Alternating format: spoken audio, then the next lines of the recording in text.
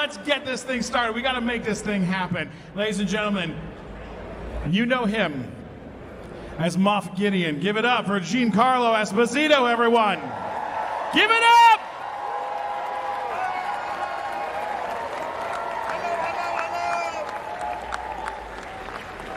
Thank you, thank you.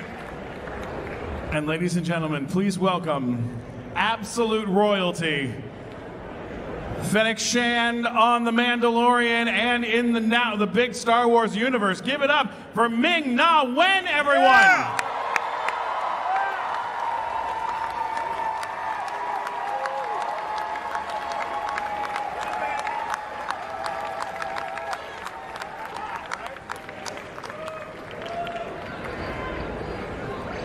How about another giant round of applause for these two incredible people?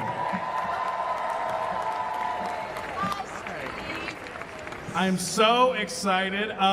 We gotta jump right in because this is amazing.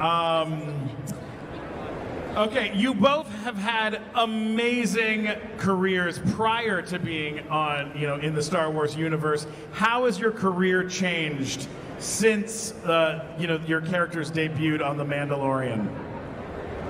You wanna take that one first? Or? Well, sure, why not? Okay, because I'm gonna take pictures. I love it. Pictures worth 1,000 words. There's nothing like being in a world where you are in the world of mythology and fantasy, and a world that's much bigger than you are, that teaches you life lessons through great stories. And so my career's changed quite a bit. When I didn't think it could change anymore. I've been on an even kind of keel for a long time. I've always wanted to be wielding a dark saber. I have always wanted to swing a cape around. And so I'm like a kid in a candy store. I really love it, and I'm really happy to be there, and it's done great things for my career. I swing a cape around constantly at home, but I can picture that, Steve. Yeah. I picture that, Yeah, yes, right now. Well, I've been a huge Star Wars fan since I was a little kid, and it's just been an absolute dream come true for me. And I can't explain my life right now because I feel like I'm having an out-of-body experience, living my fantasy that has become my reality. And you guys are absolutely the most amazing fans, and I'm so happy you love Fennec Shand because I love her too. Yeah, and we're getting more Fennec Shand very soon in Boba Fett. Come on. The Book of Boba Fett. The Book of Boba Fett. Yes. That looks incredible.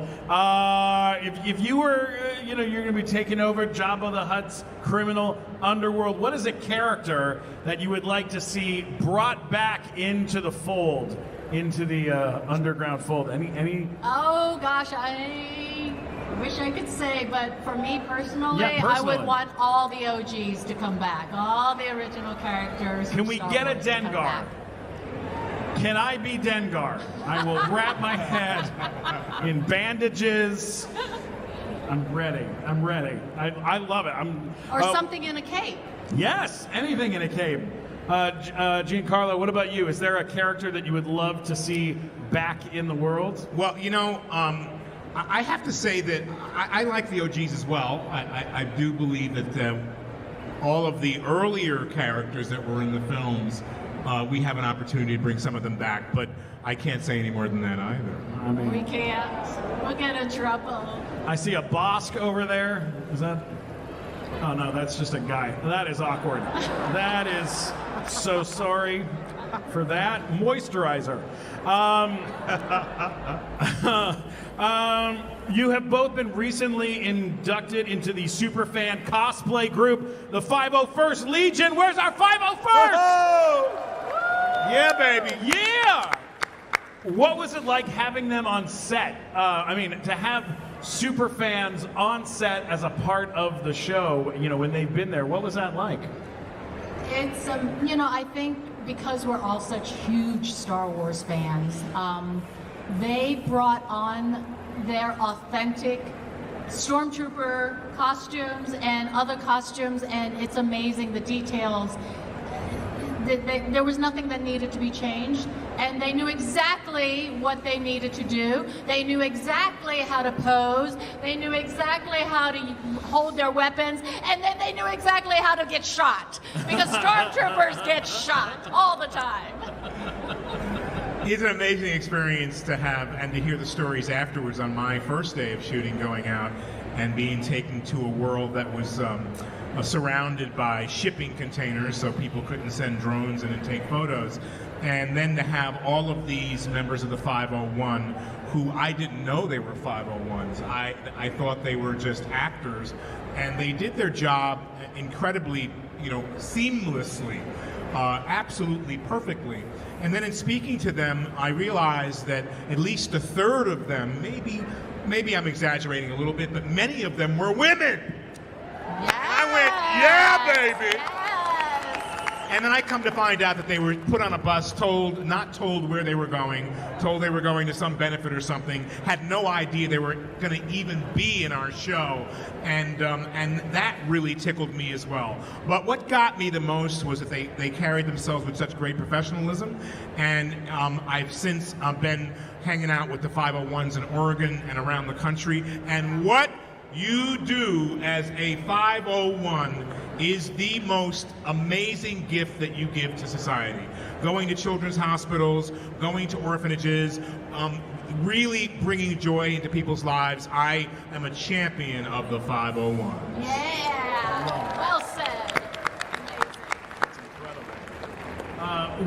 Now, I know this is a bit of a tricky question, but I will admit something out loud first.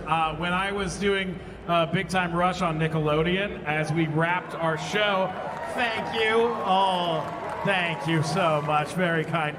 When we wrapped, I stole basically the whole set. I stole all of my gold records and I took everything home and filled up my house with it. And then they called and said, "Can we have it back?" And I said, "I don't know what you're talking about." Is there anything that you were able to take from? Do you have any memorabilia, anything that you've taken home from? Not even just from Star Wars, but from your entire career. Is there anything you're a big fan of that you've gotten to keep? Took me 10 years to get a Los Pollos Hermanos tray. A red tray from Los Pollos Hermanos. I've been signing them for years. Finally this year I go back and they put a red tray in front of me and I said, "I'm going to steal this."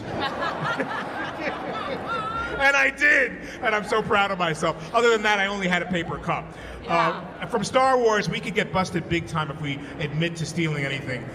But I was given a wonderful challenge coined by John Favreau, at least 10 of them, and a really beautiful one, and I know it meant a lot to him.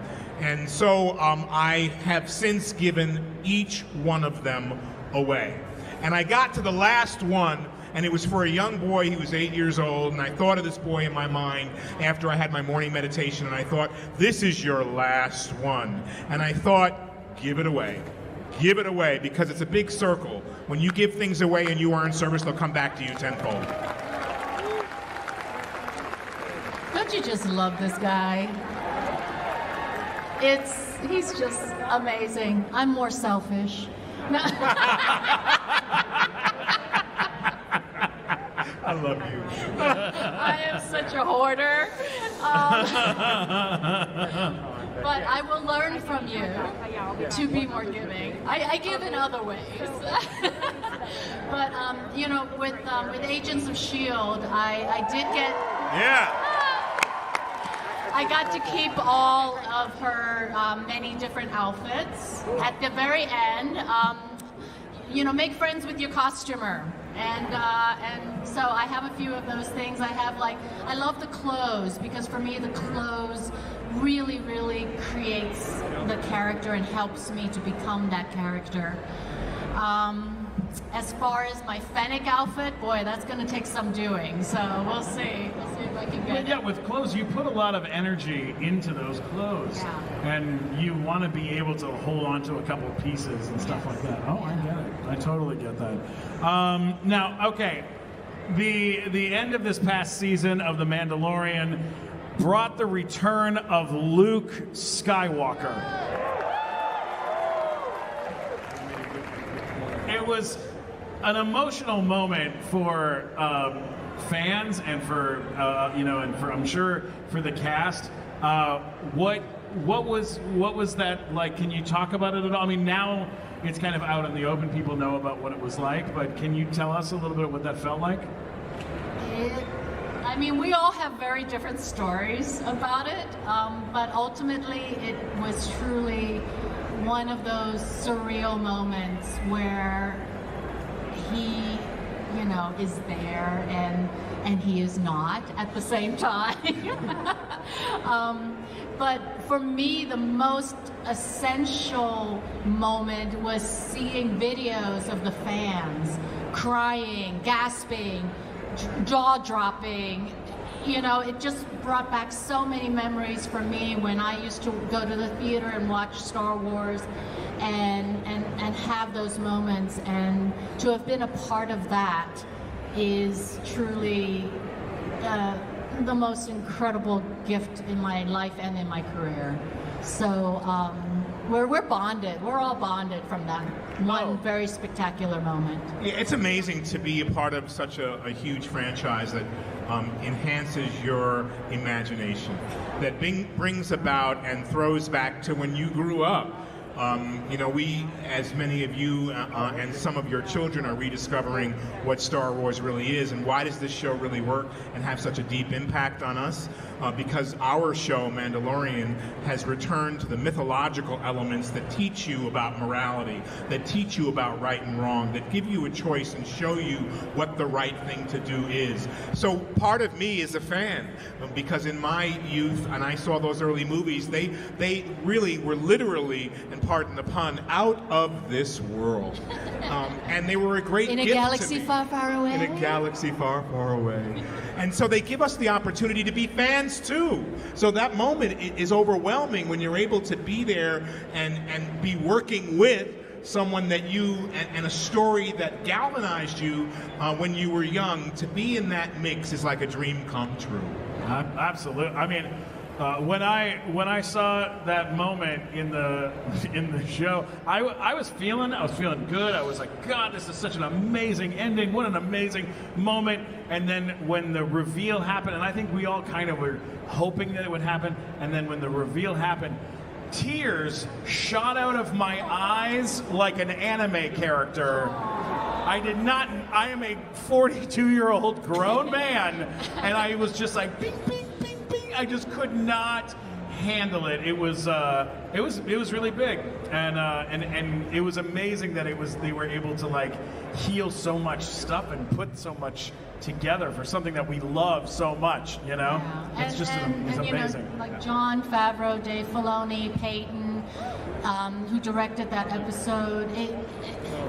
It's really an incredible collaboration, but they're the nerds themselves that grew up with Star Wars, and their respect and understanding of it really propelled that moment, I think. Absolutely. So now you have both had posters, T-shirts, action figures. What is your favorite bit of merch that has come out that you just that you had to get?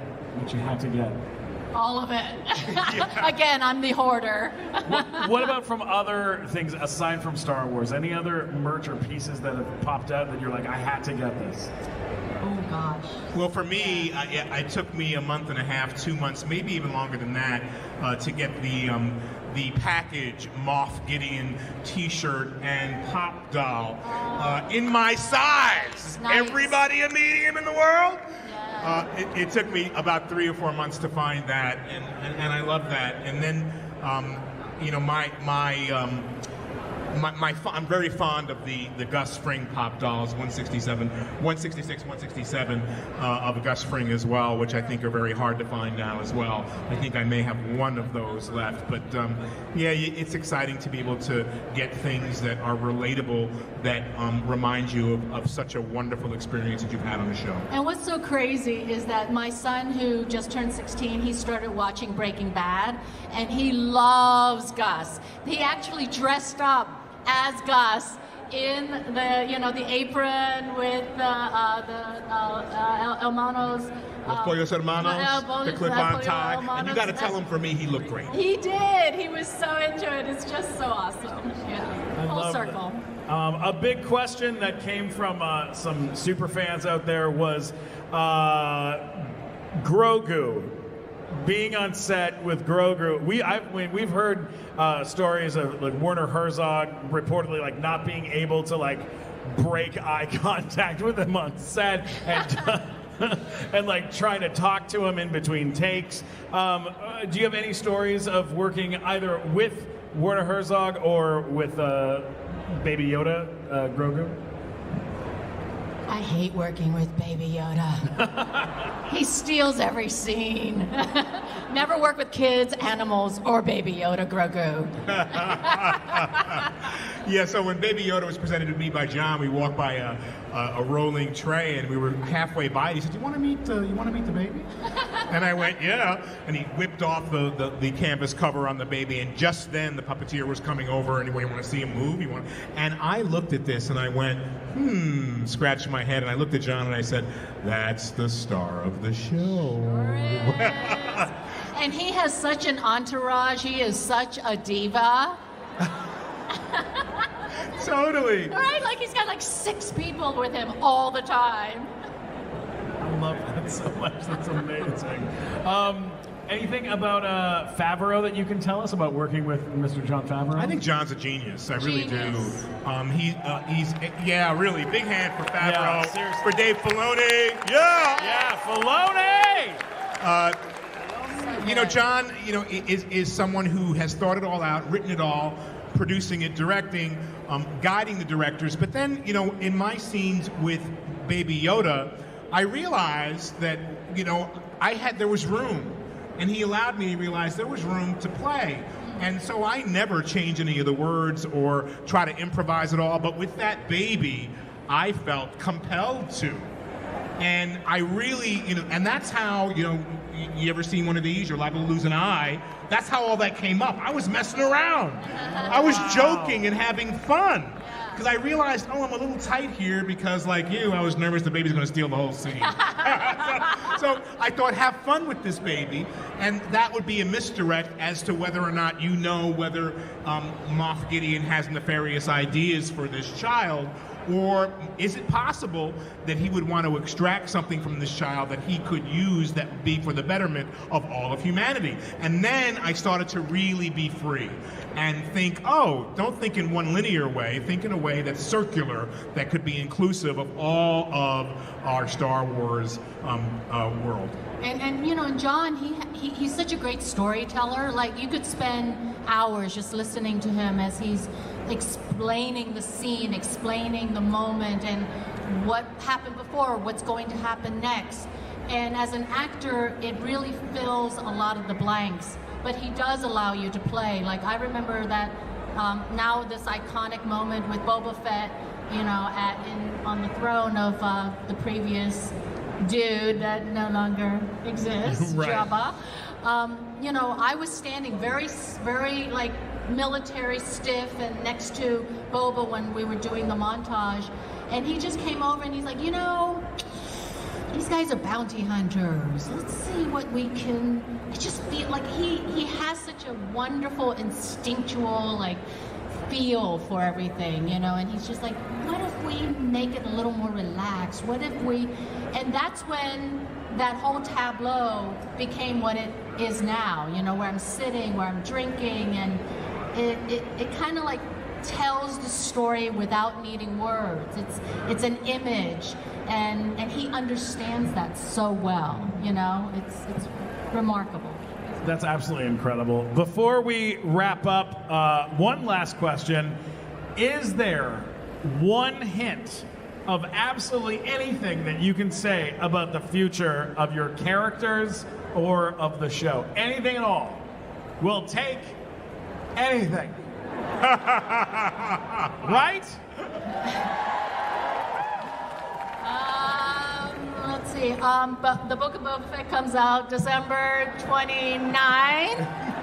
Happy New Year, Merry Christmas. on Disney Plus. Will Rancor wear a Santa cap?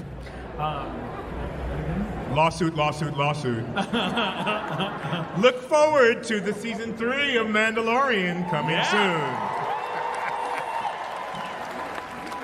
Social medias. Do you guys have social medias? Will you let people know where they can find you on the internet? I'm at Ming-Na on Twitter and at Ming-Na_Wen on Instagram, I believe. God, you're doing better than I am. Yeah. Yeah, just look for Giancarlo Esposito 1, Instagram, Twitter, and Facebook. Check it out, baby. Speaking of which, wait, hold on. You can always get me at Stephen Glickman on Twitter, Instagram, YouTube, and TikTok. And then our podcast, The Nighttime Show. It's a very colorful booth. It's right over there. Big shout out to Regina Carpinelli for hooking this up. Anovos for the helmet. Guys, thank you all so much. We love you. We love Star Wars. LA Comic Con.